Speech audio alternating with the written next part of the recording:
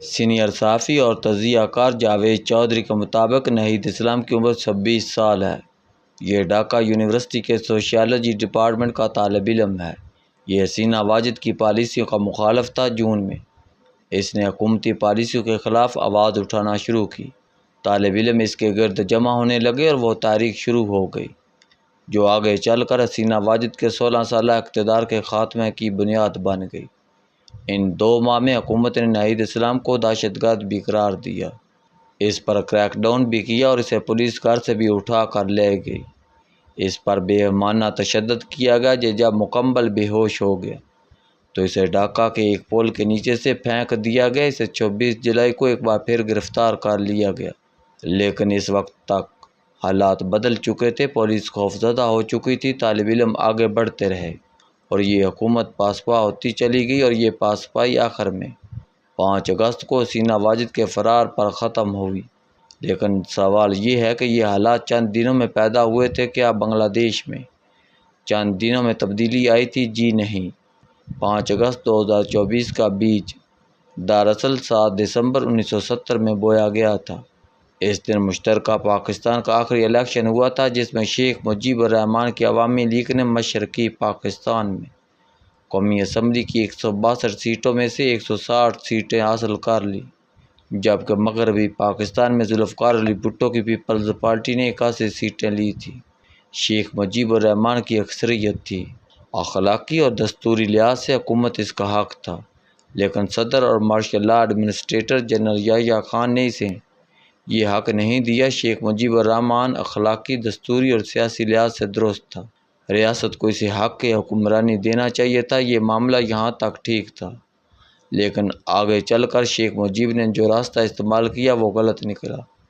وہ ریاست کے ساتھ لڑ پڑا اور اس کے نتیجے میں ملک ٹوٹ گیا۔ اس نے 16 دسمبر 1971 کو بھارت کی مدد سے پاک آرمی کو سرنڈر پر مجبور کر دیا۔ یہ مجیب الرحمان کی بڑی سیاسی غلطی تھی اور اس کا خمیازہ بعد ازاں اسے اور اس کی نسل کو بھگتنا پڑا۔ شیخ مجیب نے سقوط ڈھاکہ کے دوران عوام کو یقین دلایا تھا بنگالی مغربی پاکستان اور پاک آرمی کی وجہ سے ترقی کی دوڑ میں پیچھے رہ گئے ہیں۔ ہم اگر مغربی پاکستان سے جان چھڑا لیں تو ہم خوشحالی بھی ہو جائیں گے اور ترقی یافتہ بھی۔ وہ بنگالیوں کو بھارت کے قریب بھی لے آیا اور اس کھیل میں وہ یہ بھول گیا تھا بنگالی پنجابیوں سے زیادہ بھارت سے نفرت کرتے ہیں۔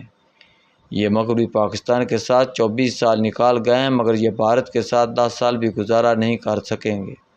دوسرا، قوموں میں خوشحالی محنت اور سکل سے آتی ہے، نعروں سے نہیں۔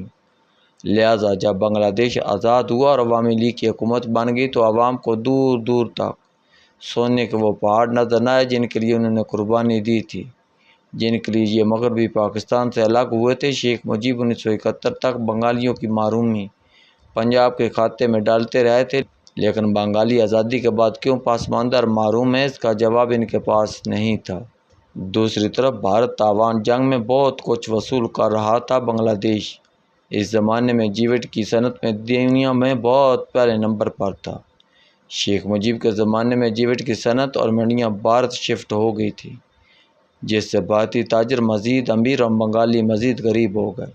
عوامی لیگ نے کیونکہ آزادی چھینی تھی لہٰذا یہ سیاسی جماعت سے گنڈا پارٹی بن گئی اور اس کے کارندوں نے ملک بھر میں قبضے شروع کر دیے۔ کرپشن اور غنڈہ گردی بھی عام تھی۔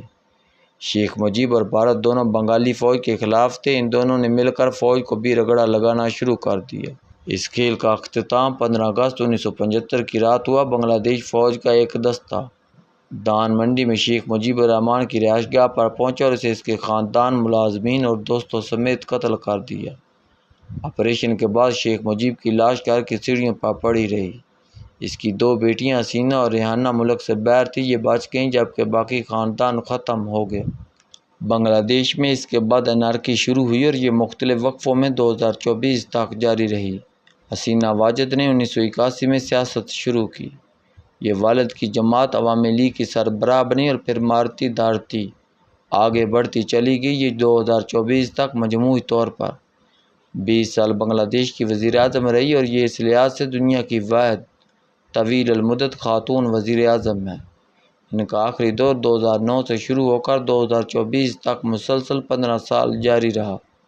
یہ دور معاشی لحاظ سے بنگلہ دیش کے لیے اچھا تھا۔ ایکسپورٹس $45 بلین تک پہنچ کے انفراسٹرکچر اور سوشل ڈیولپمنٹ بھی بہت ہوئی، جبکہ دوسری طرف پاکستان کی معیشت مسلسل اچکولے کھاتی رہی، جس کے نتیجے میں ہمارے سیاستدانوں بے نظیر بھٹو، نواز شریف اور عمران خان نے بنگلہ دیش کی مثالیں دینا شروع کر دیں۔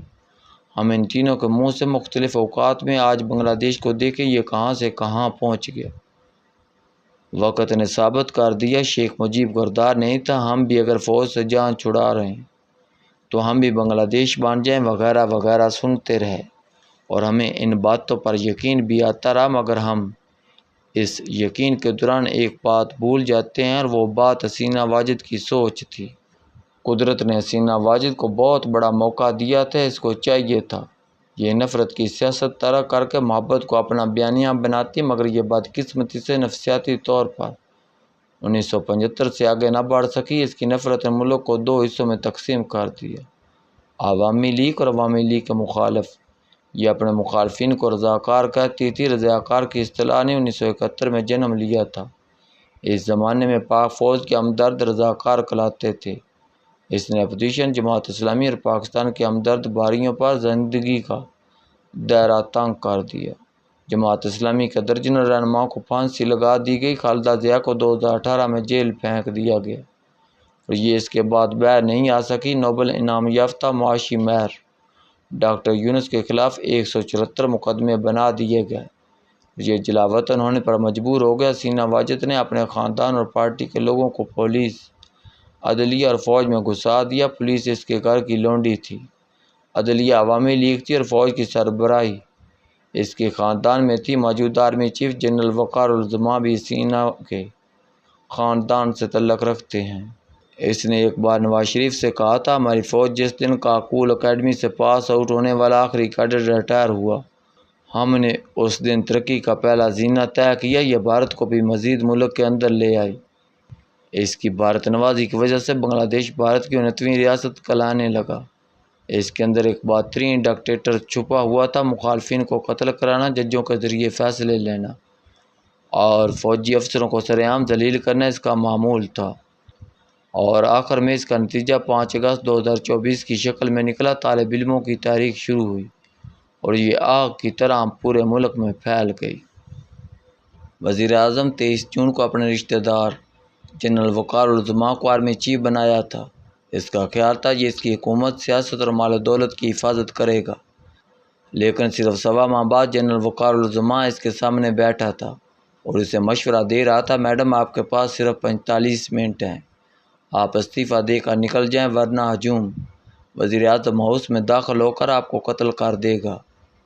آرمی چیف نے اس پیشکش سے قبل ہیلی کاپٹر سٹارٹ کرا دیا تھا، لہذا حسینہ واجد دوڑ کر ہیلی کاپٹر میں بیٹھی اور یہ اسے لے کر انڈین شہر اگرتلہ چلا گیا۔ حسینہ واجد جب اگرتلہ اتری تو اس کے پاس ہینڈ بیگ اور تن کے کپڑوں کے سوا کچھ نہ تھا، اور یوں حسینہ واجد کا طویل ترین سیاہ کاریر اختتام پذیر ہو گیا۔ پاکستان اور بھارت دونوں ملکوں کا اس وقت محبوب ترین موضوع بنگلہ دیش ہے۔ ماہرین مختلف زاویوں سے بنگلہ دیش کا تجزیہ کر رہے ہیں، لیکن ایک زاویہ ابھی تک ان کی نظروں سے اوجھل ہے اور وہ ہے فوج کا کردار۔ حسینہ واجد نے بنگلہ دیشی فوج کو بڑی حد تک پولیس بنا دیا تھا۔ یہ سلوٹ اور وزیر اعظم کو سیکورٹی دینے کے علاوہ کچھ نہیں کر سکتی تھی، لیکن اس کے باوجود فوج ملک کا سب سے بڑا مضبوط ادارہ رہا اور اس نے 5 اگست کو آگے بڑھ کر حالات کنٹرول کر لیے۔ جنرل وقار الزماں نے رشتہ دار ہونے کے باوجود حسینہ واجد سے استعفیٰ بھی لیا اور ہجوم کو بھی قابو کر لیا۔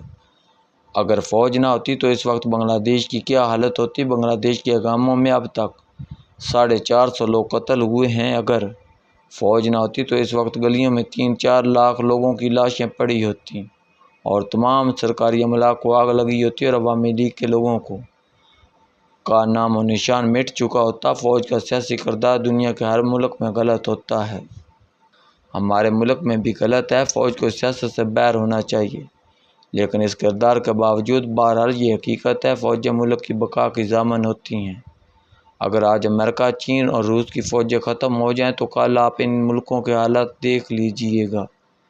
1992 میں سوویت یونین کی فوج ذرا سی کمزور ہوئی تھی اور 1 سال میں 15 نئے ملک بن گئے تھے۔ آج اگر بنگلہ دیشی آرمی بھی نہ ہوتی تو یہ بھی گیا تھا۔ لہذا یاد رکھیں، جس دن ہماری آرمی گئی اس دن ہم بھی 5 حصوں میں تقسیم ہو جائیں گے، مگر اس تقسیم سے پہلے خانہ جنگی ہوگی اور لاکھوں لاشیں گلیوں میں پڑی ہوں گی۔ لہذا سیاسی جدوجہد ضرور کریں، فوج کا سیاسی کردار بھی 0 پر لے جائیں، مگر اس کے ساتھ ساتھ فوج کی حفاظت بھی کریں۔ یہ ملک کی اس کے بغیر بچ نہیں سکے گا، ہم مانیں یا نہ مانیں۔